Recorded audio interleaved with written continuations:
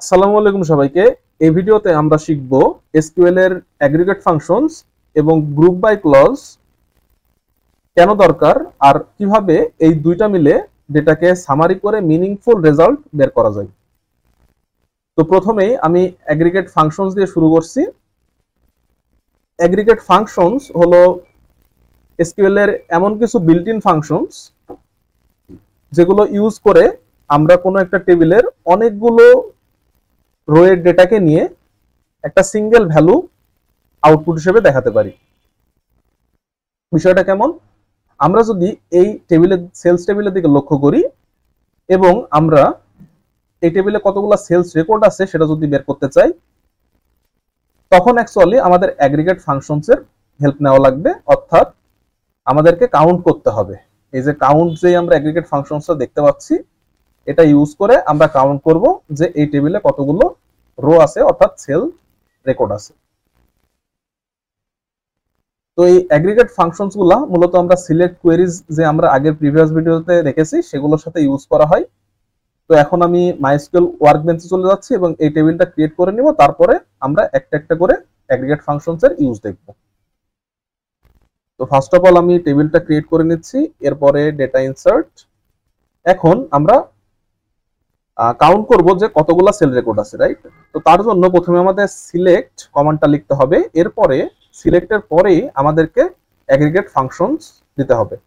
তো আমি এখানে কাউন্ট করব, দেন ব্র্যাকেটে ফার্স্ট ব্র্যাকেট দিব, দেন একটা স্টার দিয়ে তারপরে ক্লোজ করে দিব।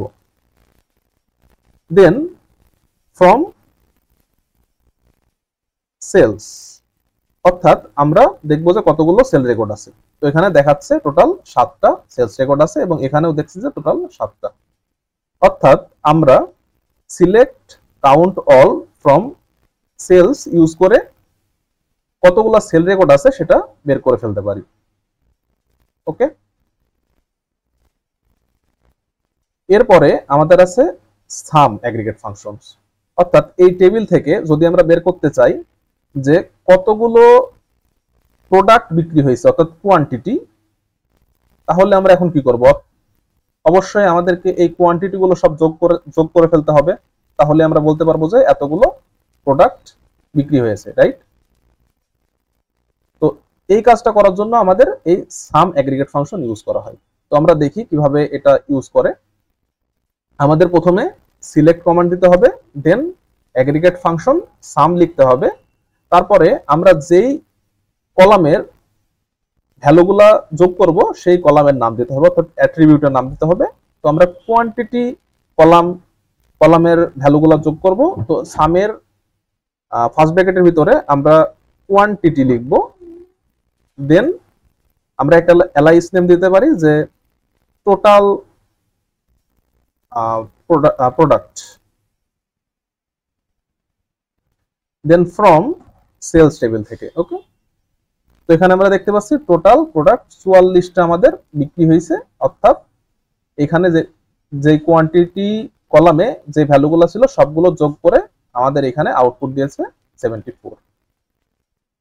ওকে, এরপরে নেক্সট অ্যাগ্রিগেট ফাংশনস হচ্ছে অ্যাভারেজ। অর্থাৎ আমরা যদি চাই যে এই প্রোডাক্টগুলোর অ্যাভারেজ প্রাইস কত, তাহলে আমাদের কি করতে হবে? এই প্রাইস কলামের সবগুলো যোগ করে যতগুলো প্রোডাক্ট আছে সেটা দিয়ে ভাগ করে অ্যাভারেজ বের করতে হবে। তো এই অ্যাভারেজ বের করার জন্য আমরা এই average functions aggregate functions use করি। তো দেখি আমরা এটার জন্য আমাদের কি করতে হবে? সিলেক্ট, দেন অ্যাগ্রিগেট ফাংশন, এবং আমরা প্রাইস কলাম থেকে অ্যাভারেজ করব। সো প্রাইস লিখতে হবে এখানে অ্যাজ, আমি একটা এলআইএস নেম দিয়ে দিচ্ছি average price, then from sales table থেকে। এখন আমরা দেখতে পাচ্ছি যে প্রতিটি প্রোডাক্টের অ্যাভারেজ প্রাইস হচ্ছে এই যে এইটা। ওকে,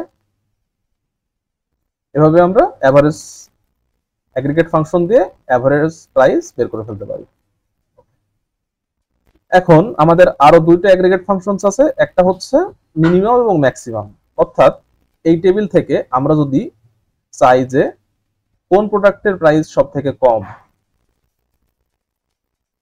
তাহলে আমরা ইউজ করব মিনিমাম, এবং কোন সোল্ড প্রোডাক্টের প্রাইস সব থেকে বেশি সেটা যদি আমরা বের করতে চাই তাহলে ইউজ করব ম্যাক্স। ওকে, তো এই দুইটা এগ্রিগেট ফাংশন কিভাবে ইউজ করা হয় সেটা আমরা দেখি। ওকে, মিনিমামের জন্য আমরা প্রথমে সিলেক্ট, দেন মিনিমাম, এবং আমরা কি করতেছি প্রাইস থেকে বের করতেছি যে কোনটা মিনিমাম, তাই তো। তো এখানে প্রাইস দেব, দেন অ্যাজ আমি একটা এলআইস নেম দিচ্ছি যে মিনিমাম প্রাইস ফ্রম সেলস। আমরা এখানে দেখতে পাচ্ছি যে সব থেকে কম প্রাইস কোনটা ছিল, 250, রাইট। এই যে 250 আমাদের এখানে দেখাচ্ছে। ওকে, এরপরে আমরা যদি হাইয়েস্ট প্রাইসটা বের করতে চাই তাহলে কি করতে পারি, জাস্ট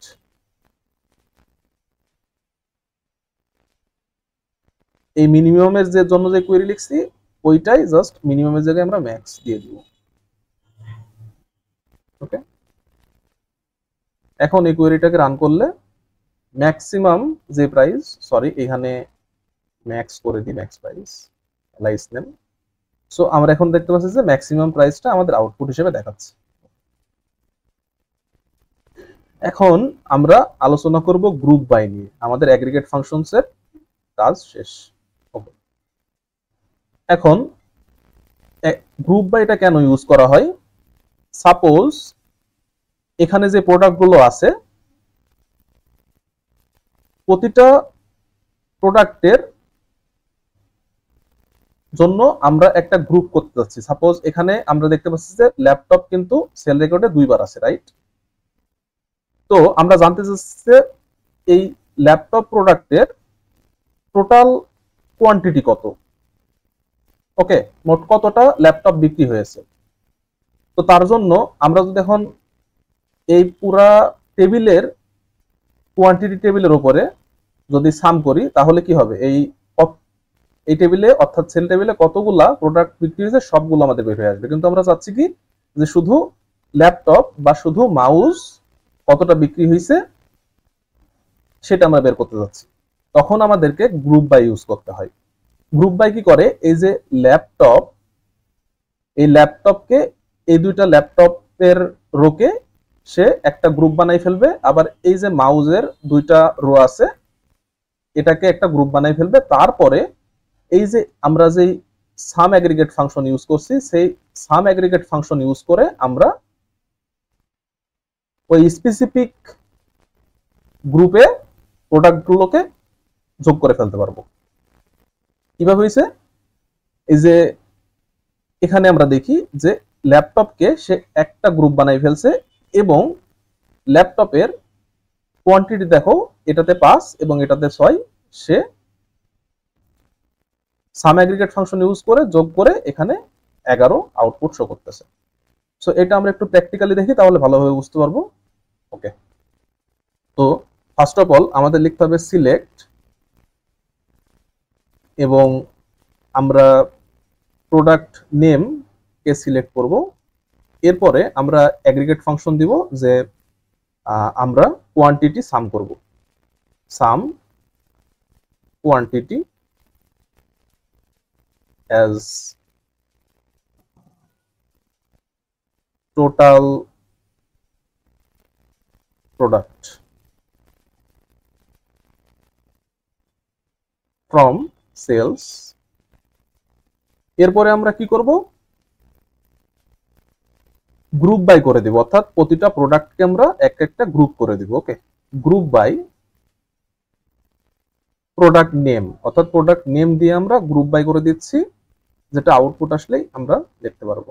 ওকে, এই যে দেখুন যে প্রতিটা প্রোডাক্টকে সে গ্রুপ করে দিছে। এখানে কিন্তু আর কোনো, এই যে এখানে যেমন এই সেলস টেবিলে 2টা ল্যাপটপের রো ছিল, সে কি করছে এই গ্রুপ বাই কি করছে একটা রো করে দিছে, এবং যতগুলা ল্যাপটপ বিক্রি হয়েছে অর্থাৎ 5 এবং 6 সেটা এই যে সাম অ্যাগ্রিগেট ফাংশন সেটা ইউজ করে আমরা যোগ করে এখানে 11 শো করতে পারছি। সেম অ্যাজ মাউজের ক্ষেত্রে কি হয়েছে, মাউজের 2টা রো ছিল এবং কোয়ান্টিটি ছিল কত 20 এবং 10, সেটা আউটপুট কত আসতেছে 30, ঠিক আছে। এভাবে প্রতিটা প্রোডাক্টকে গ্রুপ বাই করে তার সাম আমরা দেখাতে পারতেছি। ওকে, এখন গ্রুপ বাই এবং হ্যাভিং হ্যাভিং নামে আর একটা ক্লজ আছে, সেইটার ইউজটা আমরা দেখি। সাপোজ আমরা সেই সব প্রোডাক্টকে দেখতে যাচ্ছি যাদের টোটাল প্রোডাক্ট কাউন্ট 10-এর উপরে, না 15-এর উপরে। ওকে, তো তার জন্য আমরা কি করতে পারি, প্রথমে আমরা গ্রুপ বাই ইউজ করে আলাদা আলাদা গ্রুপ করে সেগুলোকে সাম করে টোটাল প্রোডাক্ট বের করে নিব। Okay, select product name, then sum করব quantity as total product from sales, then আমরা গ্রুপ বাই ইউজ করে প্রতিটা প্রোডাক্টকে গ্রুপ করে দিব, গ্রুপ বাই প্রোডাক্ট নেম, এবং এখানে তারপরে আমরা হ্যাভিং ইউজ করব। হ্যাভিং, এই যে আমরা অ্যালাইস নেম দিয়েছি টোটাল প্রোডাক্ট, প্রোড PROD, সেটা আমরা লিখব যে টোটাল, এটা আমি প্রোডাক্টই করে দিই, প্রোডাক্ট